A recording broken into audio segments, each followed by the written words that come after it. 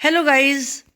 I am Dr. Rukmani Sharma and I am going to discuss important advertisements that usually come in board exams of class 12th. First is situation wanted. Before discussing the advertisements, I would like to tell you the weightage. Weightage this year is 3 marks. 3 नंबरों का weightage है इसका इस बार 2021 के exam में, और इसमें से 1 मार्क फॉर्मेट के लिए, 1 कंटेंट के लिए है और 1 मार्क एक्सप्रेशन के लिए है, जिसका मतलब होता है style, grammatical mistakes, spellings etcetera. तो चलिए शुरू करते हैं। सबसे पहले हम यहाँ पर डिस्कस करेंगे सिचुएशन वांटेड के गाइडलाइंस को। जब भी कोई वांटेड के बारे में होता है तो उसे वांटेड से शुरू करिए। सिचुएशन वांटेड का मतलब तो आप जानते हैं ना, वैसे मैंने आगे इसको डिस्कस किया इस चीज़ को कि जब आपको नौकरी चाहिए तो वो होता है सिचुएशन वांटेड। तो जैसे आपको नौकरी चाहिए तो वांटेड से शुरू करिए और वांटेड के बाद जस्ट बताइए चाहिए क्या, यानी कि प्लेसमेंट या जॉब, दोनों में से कोई भी वर्ड आप लिख सकते हैं। और इस प्रकार से हम शुरुआत कर सकते हैं, well qualified and well experienced. अब यहाँ पर इंजीनियर, टीचर, कोई भी जो भी जिसकी भी कभी ऐड देना है वो यहाँ पर लिखिए, is looking for immediate job या प्लेसमेंट। इन दोनों तरीक़ों में से कोई सा भी आप यूज़ कर सकते हैं। इसके बाद क्वालिफ़िकेशन बताइए अपनी, एकेडमिक भी, प्रोफेशनल भी। मान लीजिए टीचर हैं तो आप एमएससी हैं, साथ में बीएड हैं, इस प्रकार का आपको बताना होता है। बीटेक हैं तो आपने कोई और इसके साथ एडिशनल एमबीए वगैरह किया हुआ है तो वो यहाँ पर आप बताएंगे। इसके बाद आपको एक्सपीरियंस बताना होता है, फिर अपनी पर्सनैलिटी के अट्रैक्टिव फीचर्स बताने होते हैं, जैसे एनर्जेटिक हैं आप, स्मार्ट हैं, अट्रैक्टिव हैं। तो और दूसरी क्वालिटीज़ वर्किंग क्या है, आपके अलग फीचर्स, जैसे वर्किंग नॉलेज ऑफ कंप्यूटर है या और कोई किसी चीज़ में आप की एक्सपर्टाइज है तो उसको यहाँ पर मेंशन करेंगे। फिर एक्सपेक्टेड सैलरी बताएंगे आपको कितनी सैलरी चाहिए, और कॉन्टैक्ट एड्रेस अपना लिखेंगे। नंबर एड्रेस तभी लिखा जाएगा जब क्वेश्चन में गिवन होगा, नहीं तो नहीं लिखेंगे। कॉन्टैक्ट नंबर लिखेंगे और साथ में ईमेल आईडी वो तो खुद बना के देनी होती है, क्वेश्चन में जनरली नहीं होती है। तो यहाँ हमने एक ये डिस्कस किया है सॉल्यूशन। हेडिंग सिचुएशन वांटेड, ये कैपिटल लेटर में भी हो सकता है और या अगर स्मॉल लेटर में लिख रहे हैं तो बड़े फॉन्ट में होना चाहिए। वांटेड प्लेसमेंट या job for a post graduate in English with BEd, या तो ये लिखिए, ये टीचर की पोस्ट के लिए है, वो दे रही हैं। A post graduate English teacher having BEd degree and 5 years of teaching experience. अब ये इसको इम्प्रेसिव बनाने के लिए in public school is looking for का मतलब तो ढूंढ रही हैं या ढूंढ रहा है, फॉर प्लेसमेंट इन प्राइवेट और एडेड स्कूल। कुछ एडेड गवर्नमेंट एडेड स्कूल्स होते हैं, कुछ प्राइवेट होते हैं, तो दोनों में से किसी में मिल जाए। फ्लुएंट इन इंग्लिश, फ्लुएंट का मतलब धारा प्रवाह बोलते हैं English, and possesses working knowledge of computer, और कंप्यूटर के काम कर सकती हैं वो, इतनी नॉलेज उनको है। Well acquainted with the syllabus of CBSE, जिस बोर्ड के स्कूल में एफिलेटेड स्कूल में पढ़ाना चाहती हैं तो वो एक यहाँ पे डिस्क्लोज किया है कि सीबीएसई के सिलेबस की उन्हें भली भांति जानकारी है। एक्सपेक्टेड सैलरी यहाँ पर लिखी हुई है 20,000 to 25,000 per month. Contact number लिखिए, ईमेल आईडी लिखिए। तो इस प्रकार से ये सारी पूरी हो गई। आप और ये एडजेक्टिव इसमें यूज़ कर सकते हैं। एनर्जेटिक हैं आप, रिजल्ट ओरिएंटेड हैं, डेडिकेटेड हैं, वर्सेटाइल यानी कि हरफनमौला है, यानी कि आप बहुत सारे काम एक साथ मैनेज कर सकती हैं। फ्लुएंट हैं, कन्वर्सेंट, बातचीत करने में कुशल हैं या किसी भी चीज़ में कुशल हैं, तो वो आप यहाँ पर मेंशन ये एडजेक्टिव यूज़ करे जा सकते हैं। अब दोनों में फ़र्क क्या होता है, सिचुएशन वैकेंट भी आता है, सिचुएशन वांटेड भी आता है। दोनों एक ही नहीं होते हैं, अलग अलग होते हैं दोनों। तो यहाँ पे मैंने उसको बताने की कोशिश करी है।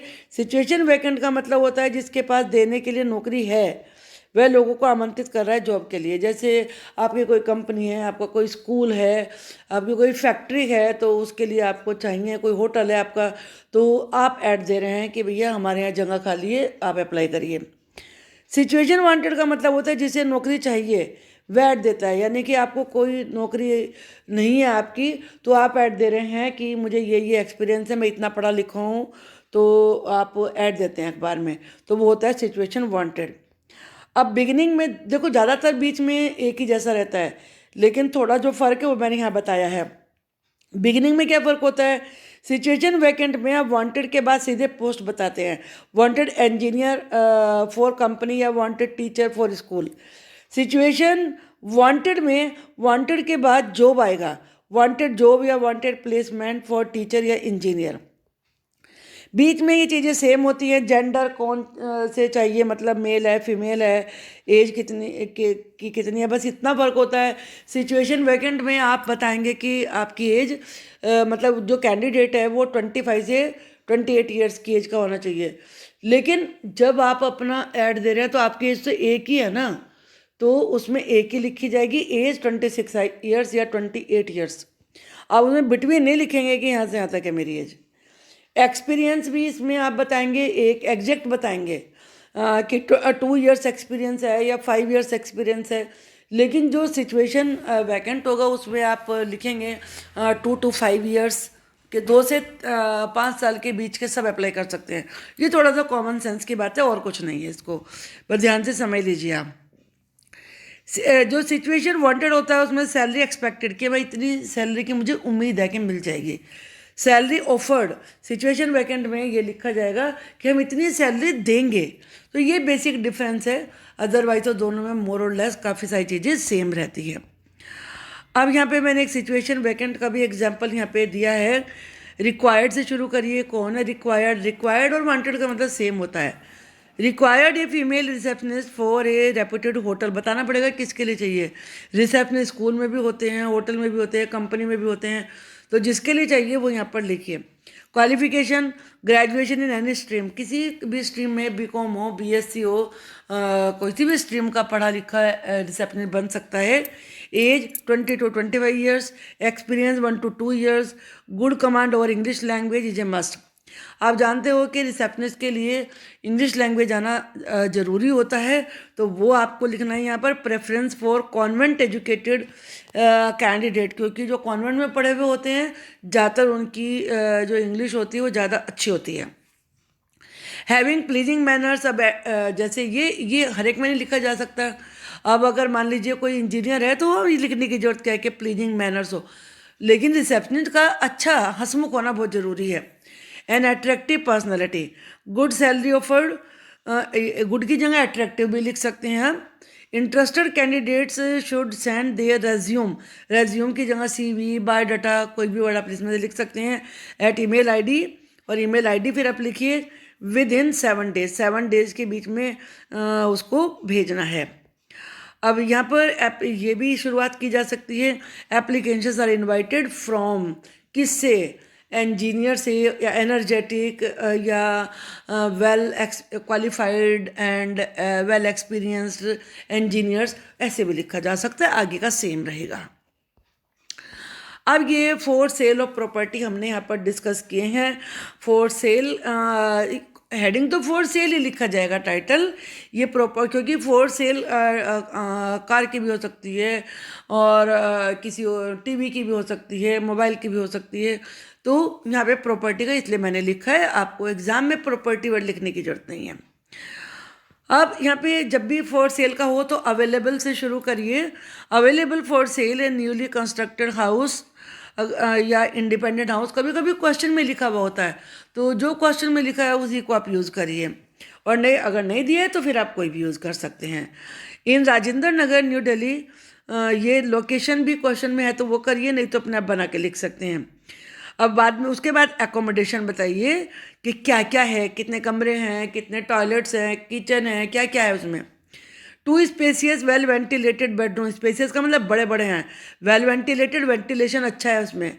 Bedrooms with attached baths, marble flooring है, मॉड्यूलर किचन है, ब्यूटीफुली डिजाइन वुड वर्क है, यानी कि जो लकड़ी का काम हो रखा है वो उस पर सुंदर डिजाइन का है वो। 2 साइड ओपन है ये मकान, फेसिंग ए पार्क, पार्क के सामने है, स्पेस फॉर पार्किंग, और इसमें पार्किंग का की जगह भी है। Electricity and water available for 24 hours, बिजली और पानी दोनों पूरे 24 घंटे अवेलेबल है। प्राइस 70 लाख्स, अगर ये आपको मतलब सेल के लिए रेंट के लिए तो कम लिखा जाता है। फिर ब्रोकर्स नीड नॉट कॉन्टैक्ट, बीच में दलाल होते हैं जो कि बिचौलिए कहते हैं जिन्हें, तो वो नहीं है क्योंकि वो अपना कमीशन लेते हैं, तो आप उन्हें लिख सक देंगे, उन्हें कॉन्टैक्ट करने की ज़रूरत ही नहीं है। कॉन्टैक्ट सुशील और फिर कॉन्टैक्ट नंबर लिखिए। अब इसमें कुछ चीज़ें आप और ऐड कर सकती हैं, जैसे कवर्ड एरिया कितना है मकान का, 70 लाख तो लिख दिया वो, अब वो कितनी जगह में बना हुआ है, मतलब 150 स्क्वायर यार्ड्स में है, 300 में है, 250 में है, क्योंकि लैंड की कॉस्ट तो उसी के हिसाब से बढ़ेगी, तो चाहे भी लिख सकते हैं, लेकिन ये वैल्यू पॉइंट में ऐसा नहीं है कि मस्ट होना चाहिए। नियर मार्केट ये लिख सकते हैं, जैसे मैंने फेसिंग ए पार्क लिखा है तो नियर मार्केट लिखा जा सकता है। इंडिपेंडेंट है। फिर address is given in question paper, अगर एड्रेस क्वेश्चन पेपर में गिवन है तो ही लिखें, नहीं तो नहीं लिखें। इसके बाद हमने व्हीकल फॉर सेल लिखा है, तो इसमें गाइडलाइंस क्या हैं ये आप देखिए। पहले मेक बताना ज़रूरी होता है कि कौन सी कंपनी की है, और मॉडल बताना ज़रूरी होता है, जैसे स्विफ्ट है, डिज़ायर है, होंडा सिटी है, बहुत सारी कारें चल रही हैं। कलर बताइए उसका, एसेसरीज उसमें अपहोल्स्ट्री है, एसी है, म्यूजिक सिस्टम है।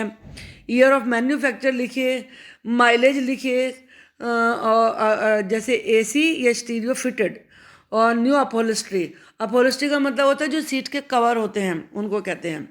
कंडीशन गुड वर्किंग कंडीशन है, स्क्रैचलेस है। ऑनरशिप डिटेल सेल्फ ड्रिवन है। प्राइस एक्सपेक्टेड कितना चाहिए, उसका पैसा कितने में बेचेंगे, मतलब निगोशिएबल बातचीत करके तय करेंगे दोनों, अगर एक्सपेक्टेड लिखा है तो डिस्क्लोज करना पड़ेगा। और कॉन्टैक्ट एड्रेस और फ़ोन नंबर आप इसमें लिखेंगे, एड्रेस तभी लिखा जाएगा जब क्वेश्चन में गिवन होगा। तो अब यहाँ पे हमने एक यहाँ पर सॉल्व किया है। For sale, available for sale black Honda City, model कौन से साल का है, 2019 का। Fitted with AC and music system of Sony, Sony का म्यूजिक सिस्टम है, एसी है, सेल्फ ड्रिवन, खुद चलाई हुई है, जो ड्राइवर से चलवाते हैं आप वो थोड़ा रफली चलाते हैं, लेकिन अपने आप चलाएंगे तो संभाल के चलाते हैं, तो वो गाड़ी ज़्यादा अच्छी कंडीशन में होती है। स्क्रैचलेस है, ब्यूटीफुल अपहोल्स्ट्री, अंदर के जो कवर वगैरह हैं वो बहुत अच्छे हैं। गुड एवरेज है, माइलेज 10,000 किलोमीटर, यानी कि केवल 10,000 किलोमीटर चली हुई है। गुड वर्किंग कंडीशन है। प्राइस निगोशिएबल, पैसे बातचीत करके तय होंगे। ओल्ड टैक्सेस पेड, सारे टैक्स पे किए हुए, आप पता है कि रोड टैक्स, पता है बहुत सारे टैक्स, वो पोल्यूशन के लिए भी बहुत सारे पेपर तैयार करवाने होते हैं, सब वो पेड है। Registration and insurance papers ready, दोनों आरसी और इंश्योरेंस पेपर रेडी हैं। पर्सनस विलिंग इन परचेज, जो परचेज में इंटरेस्टेड है लोग में कॉन्टैक्ट, और जो उसमें क्वेश्चन में एड्रेस लिखा है वो लिखिए, अदरवाइज तो कॉन्टैक्ट नंबर तो लिखना ही पड़ेगा, चाहे ये पेपर में दिया हुआ है क्वेश्चन में या नहीं दिया हुआ है। आई थिंक आपको समझ में आ गया होगा। ये जो भी चीज़ सेल के लिए लिख के जानी है, उसका नाम बताइए, उसकी कुछ पहचान बताइए, उसके फीचर्स बताइए, और फिर उसके प्राइस बताना है, और एड्रेस और कॉन्टैक्ट नंबर देना है। ओके, अब हम लोस्ट एंड फाउंड के कॉलम के लिए डिस्कस करते हैं। लोस्ट एंड फाउंड कॉलम के लिए लोस्ट वाले भी आते हैं कि क्या खो गया, और अब कुछ किसी को मिला, लोग इतने अच्छे होते हैं कि उनके भी ऐड देते हैं कि भाई हमें ये मिला है। तो अगर लोस्ट वाला है तो लोस्ट से शुरू करिए, अगर मिला है कुछ तो फाउंड से शुरू करिए, और लोस्ट के जस्ट बार बताइए कि क्या मिला है, कब मिला है, कहाँ मिला है, ये आपको बताना है। और फिर उसकी कुछ पहचान बताइए कि आप कहाँ खोया है, और उसकी भी पहचान बताइए कि उसमें क्या क्या चीज़ें जो आपने खोई है, और फिर उनसे जिसे मिला हो तो उससे रिक्वेस्ट करिए कि वो आपको लौटा दे या कांटेक्ट कर ले, और साथ में प्रॉमिस भी करिए कि आप उसे कुछ रिवॉर्ड भी देंगे। तो चलिए लॉस से शुरू किए। अब खोया क्या, my black coloured leather bag. अब खोया किस समय, while travelling by bus number 740 running between Uttam Nagar and Central Secretariat New Delhi. कब किस दिन खोया, 13/1/21 को, बिटवीन कितने बजे से कितने के बीच में, क्योंकि एग्जैक्ट टाइम नहीं लिखना है। अगर आपको टाइम देखने की फुर्सत थी तो फिर तो अपनी चीज़ भी संभाल सकते थे ना, तो एक ड्यूरेशन लिखिए। 11:30 AM से 1 PM के बीच में खो गया है। अब बैग में क्या क्या है, आइडेंटिफिकेशन बताइए। The bag contains important documents including my board certificate, identity card and chequebook. अगर ये चीज़ें क्वेश्चन में रिटन है तब तो आप उन्हीं को लिखिए, लेकिन अगर ये क्वेश्चन में गिवन नहीं है तो फिर आप अपने हिसाब से इसमें लिख सकते हैं। अपना पासपोर्ट लिख सकते हैं, वोटर आईडी, पैन कार्ड, आधार कार्ड, ड्राइविंग लाइसेंस, इनके बारे में आप जिक्र कर सकते हैं। कैश का भी लिख सकते हैं कि इसमें कुछ कैश है। फाइंडर में कॉन्टैक्ट या रिटर्न, अब फाइंडर कॉन्टैक्ट भी कर सकता है, रिटर्न भी कर सकता है। कहीं आपके आसपास रहता होगा तो रिटर्न भी कर सकता है। और फिर इसमें अगर क्वेश्चन में एड्रेस गिवन है, नेम गिवन है तो लिखिए। और handsome reward await the finder, कि एक अच्छा सा रिवॉर्ड फाइंडर के लिए वेट कर रहा है, ये आपको लिखना है इसमें। तो ये आप यहाँ पर ध्यान रखें। Awaits, AWAITS, awaits. अब ये इसमें लिखना ज़रूरी है और कॉन्टैक्ट नंबर लिखना ज़रूरी है, तो वो आपको यहाँ पर लिखना होगा। वो कोई भी फिक्टिशियस नंबर आप इसमें लिख सकते हैं, 1 2 3 4 5 इस प्रकार से। ओके, तो ये हमने आपको बता दिया है। अब हम इसमें फाउंड का बताते हैं। फाउंड वाले में फाउंड लिखिए, और अगर उसमें कॉलम का नाम लिखा पेपर में तो लॉस्ट एंड फाउंड लिखिए। फिर उसके बाद फाउंड वर्ड से शुरू करना है। मिला, क्या क्या मिला है। Found a chemistry book written by SK Sen while travelling, अब किस समय ट्रैवल करते समय, by a DTC bus route number 816 from Tilak Nagar to Karmapur on Monday at about 2 PM। क्या का जवाब हो गया, वेयर का जवाब हो गया, वैन का जवाब हो गया है।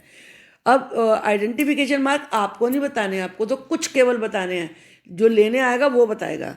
The book bearing initial, initial का मतलब नाम, sign, on the cover page is issued from Delhi university library, कि उस लाइब्रेरी से इशू, इतना बता सकते हैं। क्लेमेंट का मतलब है जो उसे ये कहने का दावा कर रहा है कि ये मेरी है, वो क्लेमेंट होगा। May avail book after giving some identification clues, कि उसे कुछ आइडेंटिफिकेशन क्लू बताने पड़ेंगे लेने के लिए। कॉन्टैक्ट नंबर और कॉन्टैक्ट नंबर दीजिए। तो इस प्रकार से आपको ये सभी ऐड अच्छे से समझ में आ गए होंगे, और ज़्यादातर इम्पोर्टेंट यही हैं, इनको तैयार कीजिए। तो आई एम श्योर कि आपको एडवर्टीजमेंट लिखना समझ में आ जाएगा, और अब आ भी गया होगा। Thank you for watching the video.